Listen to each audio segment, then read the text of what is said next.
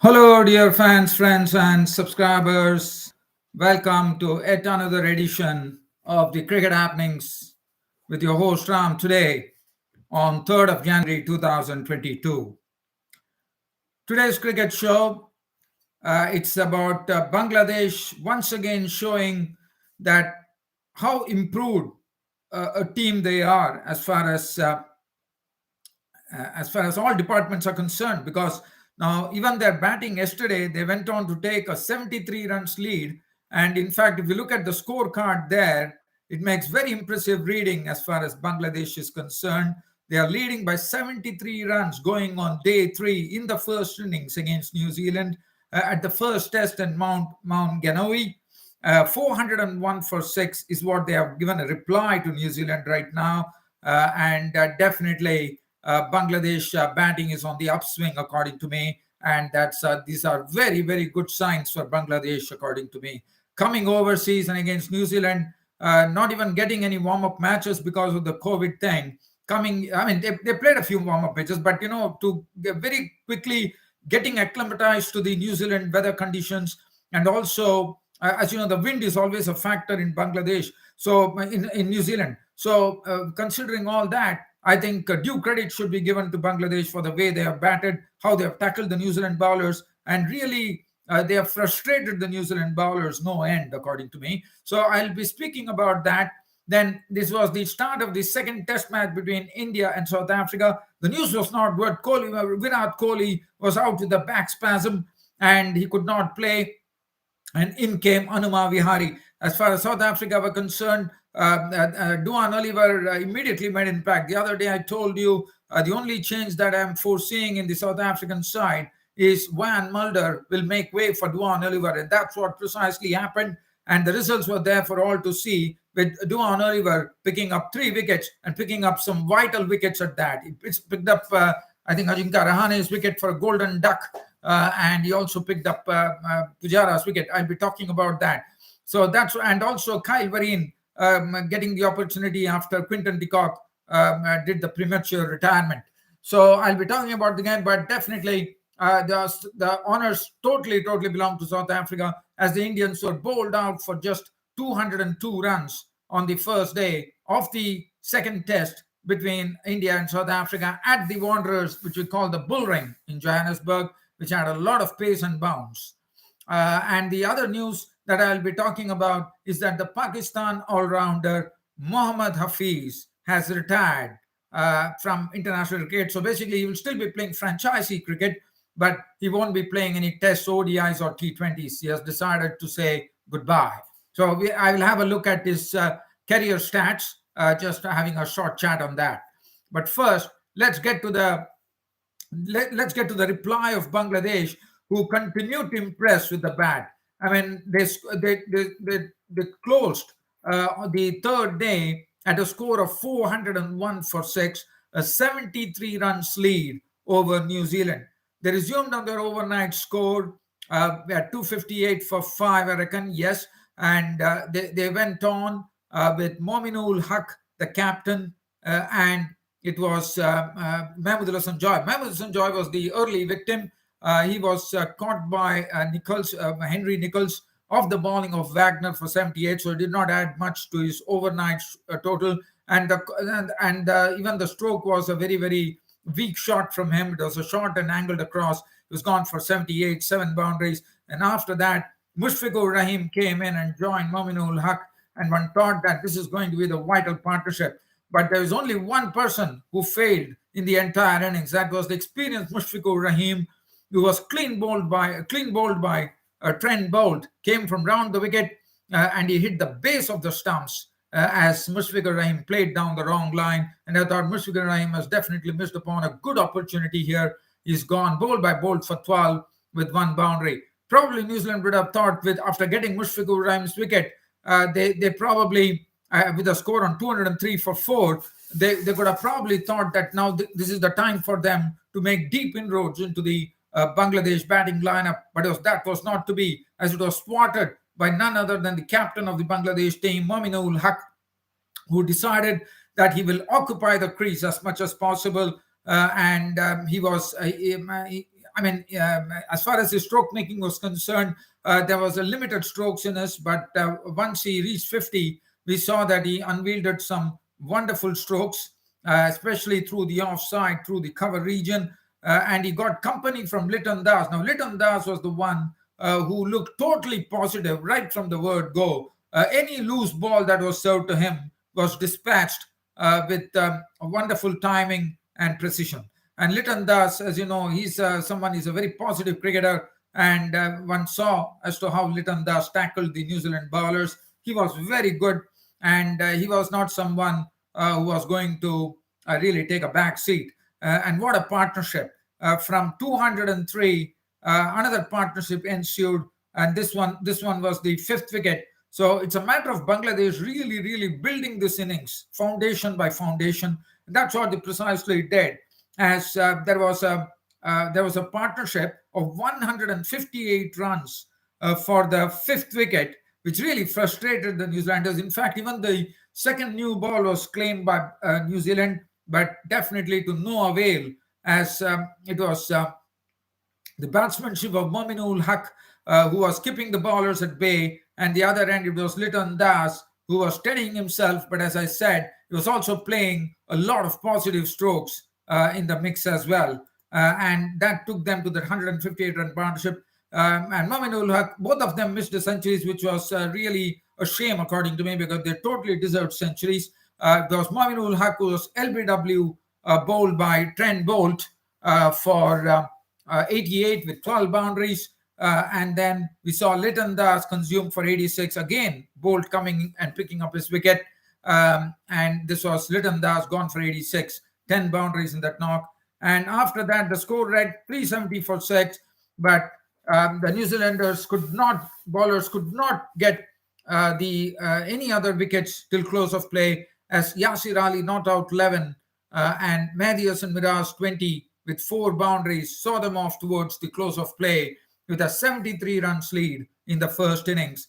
And this has been a very, very high degree of batsmanship from Bangladesh, according to me, and it's still going on. They still have some batting to come, but not only the tailenders, I would say. Taskin, Abadat, and Shariful are genuine tailenders. So Yasir can probably play, because that's the reason he's slotted above Mehdi Hasan Miraj. So Yasir Ali and Mehdi Hasan Miraj at the crease.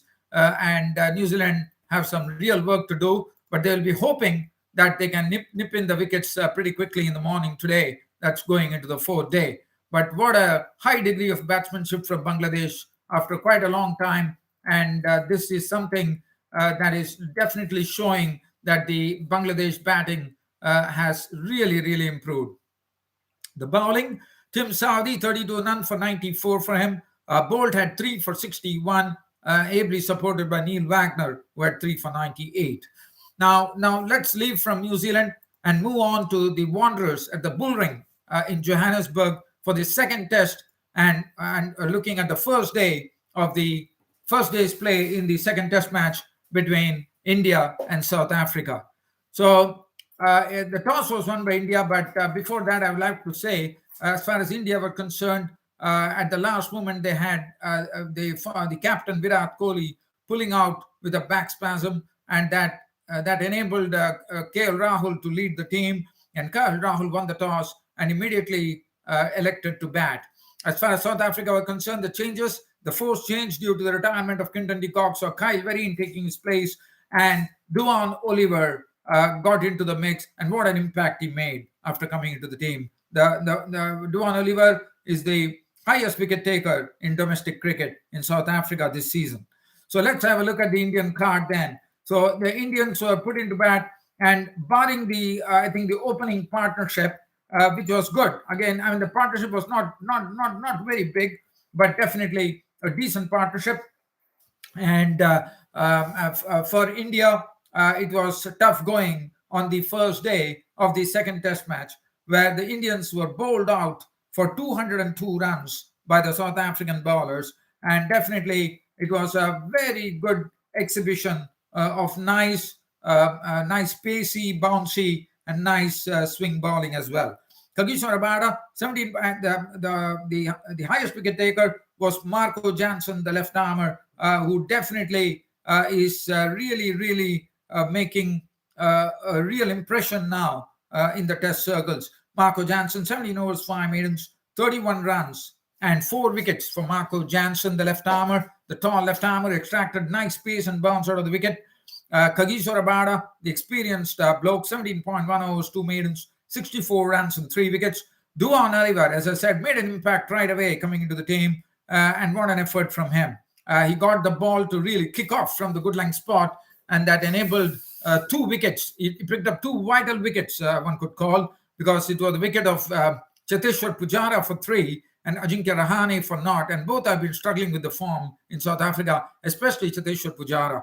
And 17 overs, 3 for 64 his returns. Lungi Giri, who did a wonderful job in the first test, went wicketless, none for 26, 11 overs, 4 maidens. And Keshav Maharaj just bowled a solitary over in which he gave away 6 runs.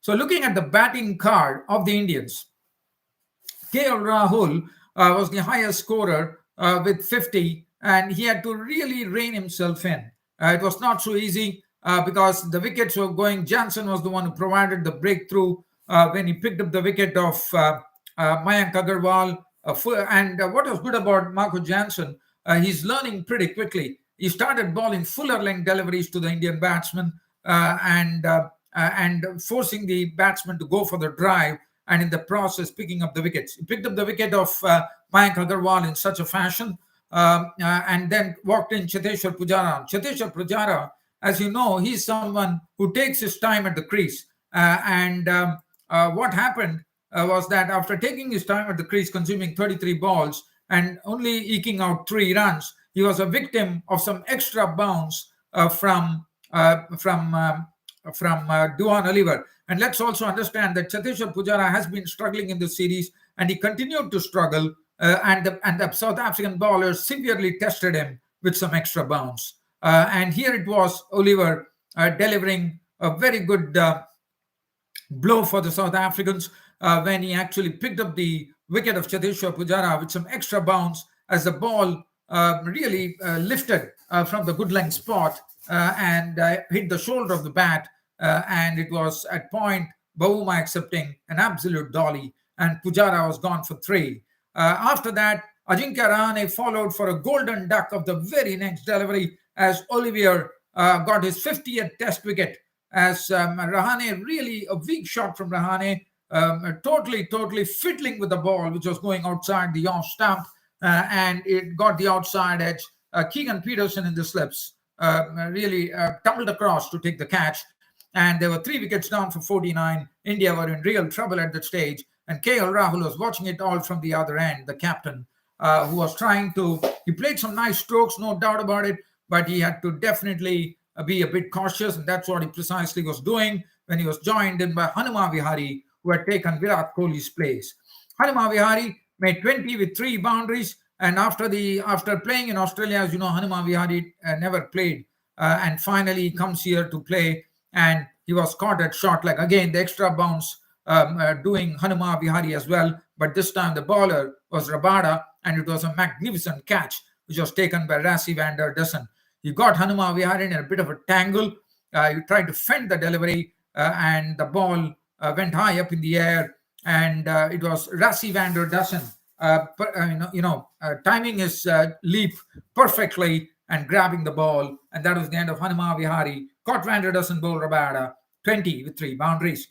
After that, so that made it 91 for 4, and then the captain Rahul, who was guarding his wicket very well, finally fell, and the credit went to Marco Jansen.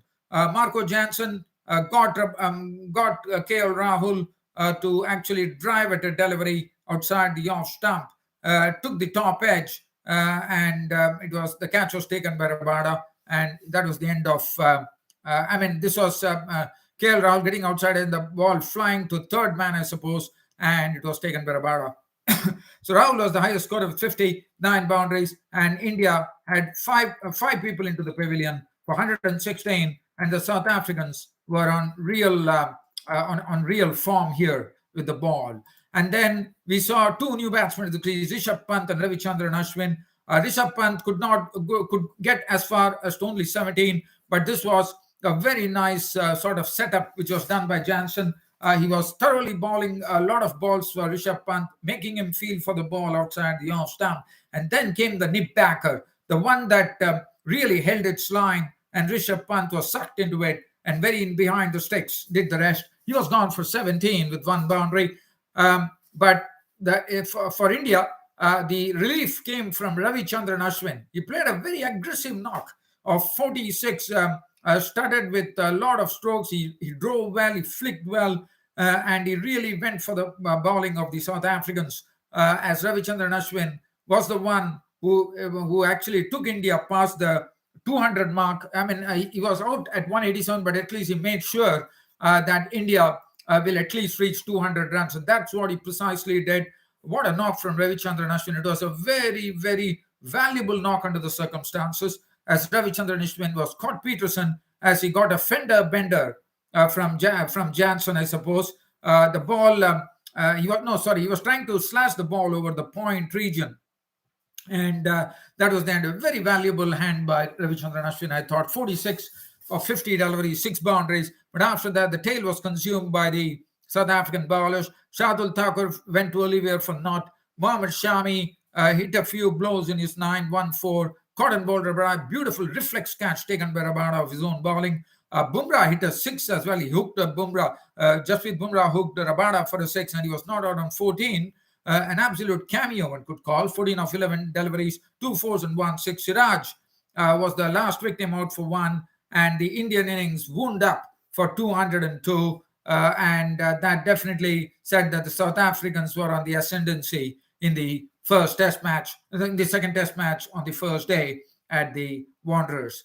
Now, so this is as far as South Africa were concerned, they had to face 18 overs. In the process, Aidan Markram, once again, this is the third time that Mohammad Shami has taken Aidan Markram's wicket. Definitely, Shami has been keeping Aidan Markram absolutely guessing. He got the ball on and around the off stump, and it was coming in, and Markram was shaping to play the ball on the leg side. He was hit on the pad, and that was the end of Aidan Markram, who really has to find out a way not to get out to Shami. LBW bowled Mohammad Shami for 7 with 1 boundary, and after that, the Indian bowlers really got a sort of a real pump up, as Mohammad Shami bowled superbly. Bumrah also bowled superbly. Mohammad Siraj, very unfortunately, was really giving a testing time to the batsmen Dean Elgar and Keegan Peterson. And also, Mohammad Siraj bowled one wonderful delivery to Dean Elgar, which took off, and Dean Elgar nodded his head in acknowledgement to Mohammad Siraj. But unfortunately, Mohammad Siraj, pulling a hamstring, had to go out, and one only hopes that he's well and he'll be there tomorrow, because he's very, very vital, especially with India making only 202. Mohammad Siraj's bowling will be very vital, and he was really bowling superbly. Shardul Thakur bowled the solitary ball, and that was it. As stumps were drawn for the day, I thought the South Africans survived, with the South African captain Dean Elgar not out on 11 with 1 boundary, and Keegan Peterson was looking very good. He was nicely getting behind the ball at the crease, and also one saw that he also gets a lot of time to play his strokes as well. He was not out on 14 with 2 boundaries, looking good.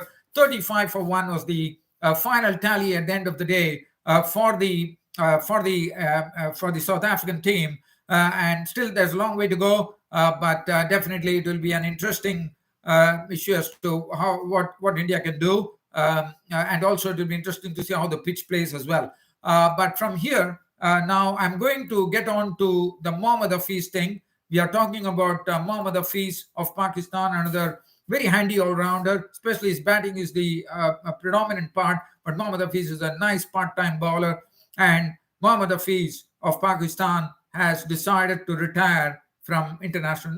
I can't call international cricket, because he will still be playing franchisee cricket, so he'll be playing leagues all around the cricketing world. But let's have a look at what a player. I mean, he was when he came to the Pakistan lineup. When I definitely watched him make his debut, and what I liked about Mohammad Hafeez is that he was a good driver of the ball. His cover drives were an absolute were done to picture perfection when he used to cover drive. And Mohammad Hafeez was a very, very useful batsman. He played 55 tests, his highest score being 224.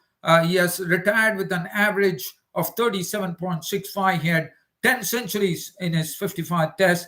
He had one double century and 12 50s. As far as ODI was concerned, he played 218 matches. His highest was 140 runs.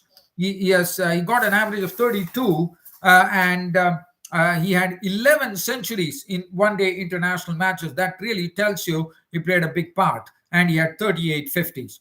T20s, 119 matches he played in. As far as T20s were concerned, he had a good strike rate of 122 in T20 matches. He retired with an average of 26.46. He did not hit any century, but he had 14 50s. And that was as far as batting was concerned. As I said, batting was his predominant thing, and he really was a good cricketer, a very useful cricketer. It came as a bit of a surprise. I mean, I know that even in the World Cup, I thought in one particular game he really hit some nice strokes, and one was thinking that Muhammad Hafeez would stay on for still some time, but I think he's 41 years of age. I think this is the right time for him to retire. And looking at the bowling for Muhammad Hafeez in Test matches, 55 Test matches, he got 53 wickets he's got 53 wickets, but never his best wicket taking ability was bowling in a innings of 4 for 16. ODIs, he played 218 matches. He took 139 wickets, and in T20 he played 119 matches and he took 61 wickets. But a wonderful player, I thought. He's a nice sportsman, Muhammad Hafeez, and his bowling was very useful with his right arm off breaks.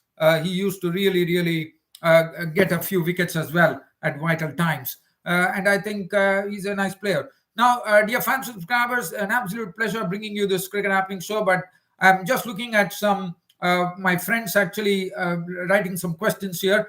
Ram doesn't come under cricket, so please, my friend, you're telling me, but if I look at it, it has a connection to Cricket Reddit. Why don't you get something from Cricket Reddit, my friend? I'm willing to do it.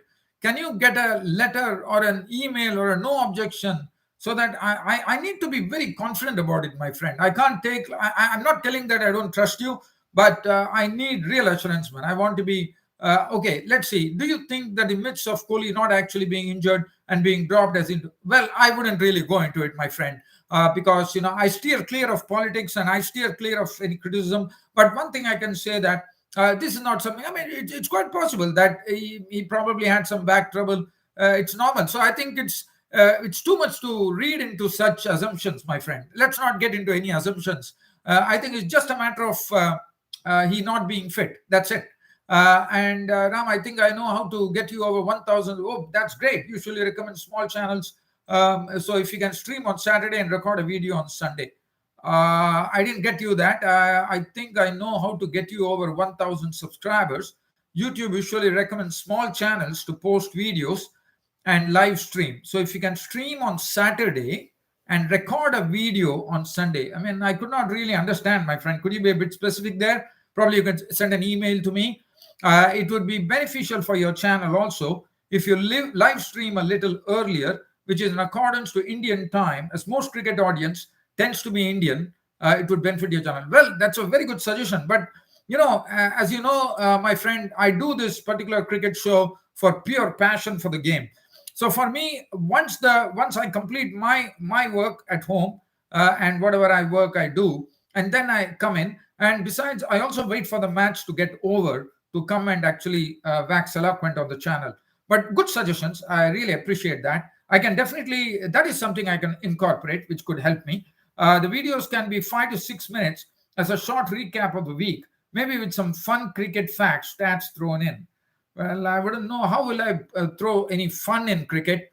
That is something I have to really understand as to what I have to do. Stats are okay, which I can come up with.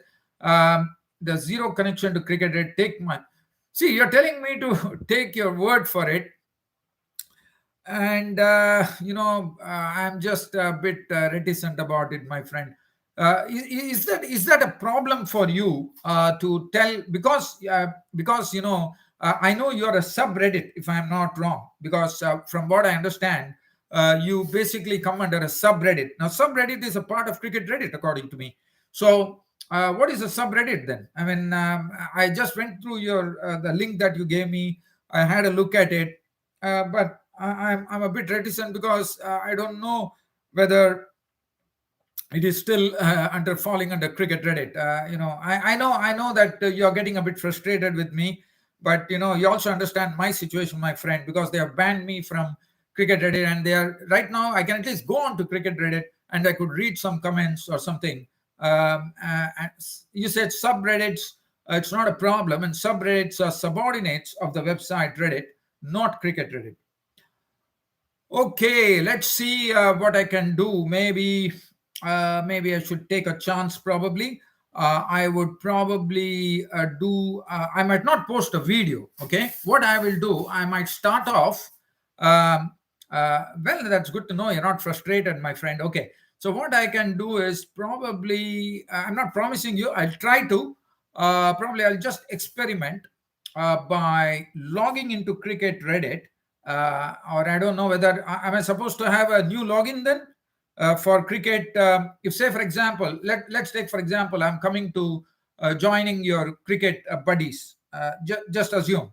So is it something that I have to have a fresh login? Because that's what I understand. Because you say you are an independent unit, so you don't fall under Cricket Reddit. Because I do have a Cricket Reddit login, so I need not use that, right? I can come and have a fresh login with you on Cricket Buddies. That's what you mean to say? Can you give me a reply on that? That would make things much clearer. So if you say that I have to log in from Cricket Reddit, then that's the catch. But if I'm logging in from Cricket Buddies itself, see, now this is the problem. Now you log in with your old account and go to the invite link and post there without any problem. Okay, my friend, I for your sake, because you have been pleading with me, and I feel very sorry for you that I'm not able to accede to your request. And maybe what I'll do is I will post some comment or do something and see how it goes. I'm not posting any videos right now. That would take some time, but maybe some comments here and there, some sort of cricket updates, or probably I would try to give some live cricket updates today, because when I'm watching the New Zealand Bangladesh match, if at all I find something interesting coming up, probably I will just write a few. Today I will just experiment by getting into your cricket buddies and see how it goes. Does it sound like a plan to you, my friend? So if it sounds like a plan to you, I might do something like that when I'm watching the 4 days play between Bangladesh and New Zealand today at Mount Managwini, right? So sounds like a plan, right? Okay, I will try to do that. I will go on to the Cricket Buddies link and probably try to put a comment. Let me see how that goes, right? Okay, dear fans, friends of Tabas, and my friend, you have been a very ardent a fan of my cricket happenings. Really, thank you from the bottom of my heart. And definitely, I'll try. Just give me some time. I will definitely. You will see me doing something as you are giving me an assurance that it won't be affected.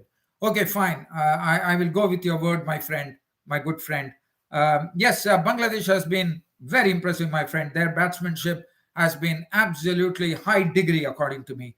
The way they have been playing, they have been occupying the crease, and they are playing perfect Test match cricket. I really say that Bangladesh can be proud of this particular performance that they're doing. Hopefully, they continue today and probably get 150 runs lead over New Zealand.